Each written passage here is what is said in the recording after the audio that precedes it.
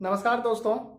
मैं आज आप लोगों से रेलवे के एक बेहद ही अहम पड़ाव जिसे कि हम लोग मेडिकल एवं डॉक्यूमेंट्स वेरिफिकेशन कहते हैं, उससे रिलेटेड कुछ बिंदु पे बात करेंगे। आप लोगों को पता होगा CN 1/18 का रीमेडिकल लिया जा रहा है। उसके लिए रेलवे बोर्ड ने एक सर्कुलर जारी कर दिया है। उसके डिमांड के अप्रूवल से रिलेटेड उन सभी बातों पे को पता ही है आप लोगों को रेलवे मिनिस्ट्री के द्वारा। तो उनमें हम लोग बात करेंगे कि मेडिकल के जो क्राइटेरिया हैं वो क्या है, उसके बाद डॉक्यूमेंट्स वेरिफिकेशन में क्या क्या कागज आप लोगों को बनवाना है, क्या क्या देना होगा, कितना समय मिलता है। तो आप लोगों का जो सबसे पहले हम टॉपिक पे बात करेंगे कि मेडिकल जो A1 कैटेगरी होता है, जो कि LP के लिए रिजर्व रहता है। LP के स्टूडेंट उस पर जाते हैं, लोको पायलट।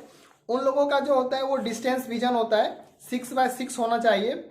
उसके बाद कलर विजन होगा, बाइनोकुलर होगा, फील्ड होगा, नाइट विजन होगा, नियर विजन होगा। नियर विजन में 0.6 यानी कि इतनी छोटी छोटी वर्ड्स रहती है, जैसे कि नागपुर, भोपाल, उसको बहुत छोटे छोटे अक्षरों में रहते हैं और वो आपको देख के बताना होता है पढ़ के।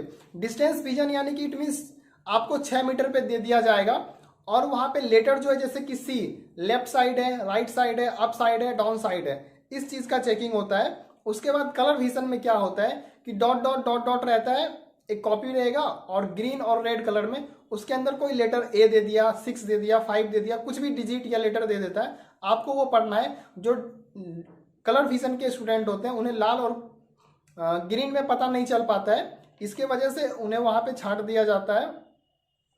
उसके बाद हम फिर बात करेंगे B1 में जो आपका डिस्टेंस विजन होगा वो 6/9/6/12 ग्लास के साथ, और ग्लास जो होना चाहिए यानी कि चश्मा वो एक साइड के आंखों का 4 डायोप्टर से ज़्यादा नहीं होना चाहिए। अदरवाइज आप नीचे के मेडिकल कैटेगरी में जाइएगा, उनके लिए भी नियर विजन 0.6 है, कलर विजन है, बाइनोकुलर विजन है, नाइट विजन है, मेसोपिक है।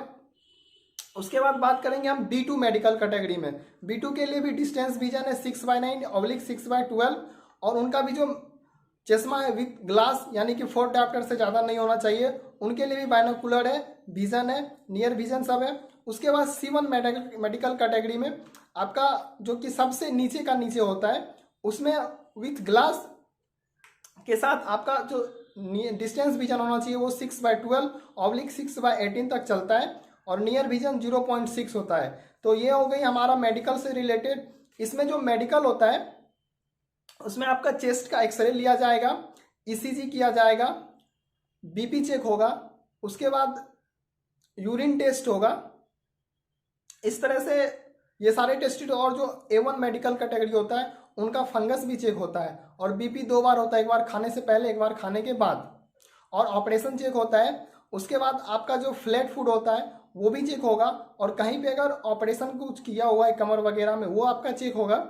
उसके बाद फिर आपका हाइड्रोसिल भी चेक होता है। तो ये सारी चीज़ें हो गई मेडिकल से रिलेटेड। अब हम आपसे बात करेंगे डॉक्यूमेंट्स से रिलेटेड क्या क्या है। तो आप लोगों को पता होगा कि LP का जो अभी रीमेडिकल अंडरटेकिंग लिया जा रहा है, तो जैसे आप रायपुर, नागपुर, उसके बाद CKP खड़गपुर, ये 4-5 डिवीजन के बारे में मैं बताना चाहूँगा। रायपुर नागपुर से क्लियरली है कि उन्हें ऑफर अपॉइंटमेंट लेटर मेल पे भेज दिया गया है, लेकिन मेडिकल के बाद जो है उनका डॉक्यूमेंट्स वेरिफिकेशन के लिए उनको 1 महीने का समय दिया गया है। और CKP डिवीजन में जो है मेडिकल पहले लिया जा रहा है, उसके बाद उन्हें डॉक्यूमेंट्स वेरिफिकेशन वगैरह सारा प्रक्रिया होगी। लेकिन खड़गपुर में क्या है कि पहले अपॉइंटमेंट लेटर पहले दिया जा रहा है और DV मेडिकल बाद में होगा।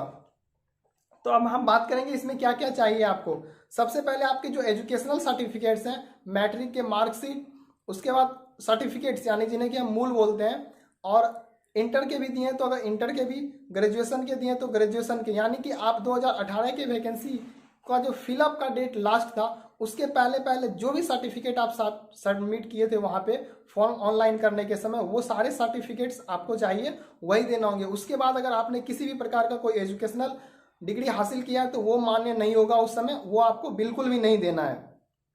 ITI का मार्कशीट, NTC सर्टिफिकेट, अगर आपने अप्रेंटिस किया तो वो लगाया, तो वो ग्रेजुएशन लगाया तो ग्रेजुएशन। उसके बाद अब हम बात करते हैं OBC caste residential character educational तो हो गया। ओबीसी जो है उस समय रेलवे के फॉर्मेट पे लिया गया है, तो कुछ जोनल रेलवे में ऐसा हो रहा है कि रेलवे का फॉर्मेट पे लिया जा रहा है, कुछ में जो सेंट्रल गवर्नमेंट का होता है वो लिया जा रहा है। और ईबीसी, तो ईबीसी सेंट्रल गवर्नमेंट में नहीं चलती है, वो स्टेट लेवल में चलती है, वो आपका नहीं बनेगा। आपको ओबीसी बनाना पड़ेगा केंद्र सरकार का। तो आप इसके लिए जाति निवास आय पहले अपने ब्लॉक लेवल से बनवा लें, उसको फिर अप्लाई करके ब्लॉक लेवल से ओबीसी बनवा लें, उसके बाद फिर आप एसडीओ लेवल से जाति निवास आय बनवा लें, फिर ओबीसी एसडीओ लेवल से बनवा लें, उसके बाद आप ओबीसी डिस्ट्रिक्ट लेवल पे बनवा लें जाति निवास आय सारा चीज़। और अगर उस समय रेलवे का फॉर्मेट पे बनवाने के लिए बोला जाएगा आपको उस जोनल में, तो आप सेम टू सेम ओबीसी बना रहेगा, वो वाला आप फॉर्मेट दीजिएगा, उस पर आपका साइन मोहर हो जाएगा। ये काफ़ी इजी है। उसके अलावा आपको 20 फोटोज चाहिए, आधार कार्ड एक एक लेटर आपका चेक होगा वो सही होना चाहिए, पैन कार्ड होना चाहिए, बैंक पासबुक, कहीं पे सेविंग अकाउंट लिया जा रहा है, कहीं पे सीबीएस कोर बैंकिंग सर्विस लिया जा रहा है। उसके बाद किसी जोनल रेलवे में ब्लैंक चेक लिया जा रहा है क्योंकि वो कैंसल्ट करवा के, किसी में नहीं लिया जा रहा है। एफिडेविट, अगर आपको किसी भी प्रकार का फॉर्म फिलअप करने और सर्टिफिकेट में चेंजिंग है तो आप सर्टिफिकेट ठीक करवा के लेके जाएंगे और उसके लिए आप एक एफिडेविट दे देंगे।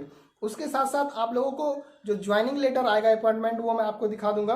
तो उसके साथ आपको लोगों को कुछ और भी पेपर्स आएंगे, जैसे कि बॉन्ड ऑफ इंडिमिनिटी बॉन्ड, उसके बाद agreement bond, attestation form, PF paper, उसके बाद 2 रेलवे के जो ऑलरेडी जॉब कर रहे हैं उनका अटेस्टेशन फॉर्म आएगा कि वो साइन करके देंगे। तो ये सारा फॉर्म आपको आपके ज्वाइनिंग लेटर के साथ आएगा और वो बनवा के आपको उस समय ले जाना होगा। अभी जो आप लोगों को मेनली रूप से बनवाना, अपना एजुकेशनल सारा सर्टिफिकेट आप बनवा के रखिए, आपको समय बहुत कम मिलता है। अभी आप देख रहे हैं रायपुर नागपुर डिवीजन में ऐसा हो रहा है। उसके बाद जो मैट्रिक इंटर आईटीआई के मार्कशीट है वो बनवा लीजिए, कैरेक्टर आप बनवा के लीजिए, जाति निवास ओबीसी आप बनवा के लीजिए, ये सारा पेपर और बैंक पासबुक आधार कार्ड ये सारा कुछ आप ठीक करवा लीजिए। उम्मीद है कि आपका जो भी सारे से सवाल जुड़े हुए थे उनको मैंने डाउट क्लियर कर पाया हूँ। और भी अगर किसी प्रकार की किसी चीज़ से रिलेटेड आपकी क्वेरी रहती है तो आप ज़रूर हमसे पूछें, हम संभव प्रयास करेंगे कि रेलवे से रिलेटेड जो भी इशू है उस चीज़ को जल्द से जल्द क्लियर करें। तो उम्मीद है आप लोगों का सारा एजुकेशनल से लेके सर्टिफिकेट्स सारा कुछ क्लियर हो गया होगा। मिलते हैं किसी अगले वीडियो में। और अब हमारी जो अगली वीडियो आएगी वो आएगी किस जोनल रेलवे का क्या सिचुएशन है और आप वहाँ पे किस तरह से जल्द जाके पैनल निकालवाना चाहिए, इन सभी बातों पे हम लोग बात करेंगे अगले वीडियो में। जय माता दुर्गा रानी, आपका आशीर्वाद हम सभी छात्रों पे बने रहे, हम आपसे यही कामना करते हैं। और आज प्रथम सोमवारी है तो भोलेनाथ को भी मैं यहाँ से उनके चरणों में प्रणाम करता हूँ। और अगर भोलेनाथ की कृपा रही तो हम सभी छात्र जरूर चलेंगे एक बार देवघर बाबा के नगरी में। जय भोलेनाथ।